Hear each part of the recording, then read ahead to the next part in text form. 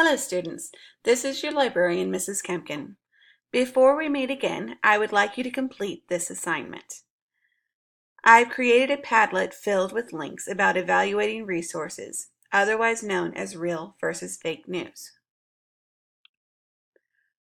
These resources address the American Association of School Librarians Standard A.6.3, which states that learners follow ethical and legal guidelines for gathering and using information by evaluating information for accuracy, validity, social and cultural context, and appropriateness for need.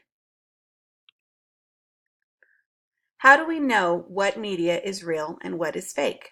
How many times have you scrolled through a newsfeed or social media and seen a picture that looks too weird to be true? When was the last time you read an article and had trouble deciding if they're trying to fool you? Those questions are the focus of this learning opportunity.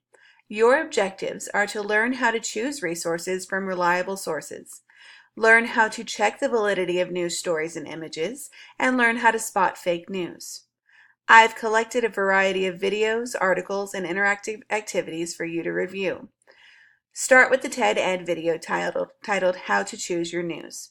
Then explore the other links and learn as much as you can about real and fake news. Why is this important? The ability to distinguish real news from fake news is a skill that you will need for the rest of your life. All people, young and old, should be critical consumers of knowledge. We shouldn't believe everything we hear or see. We need to take the time to investigate before sharing news stories and images, because it is important to spread truth, not rumors. After you have reviewed the resources, please post your answers to these questions on the Padlet. 1. When have you or someone you know fallen for or shared inaccurate news of some kind? And 2. Why does it matter if the news is real or fake? Before you get started, let's review your instructions one more time. First, you will review the resources linked to the Padlet. Then, you will post your answers to the discussion questions. And last but not least, make sure that you are ready to discuss this topic the next time we meet.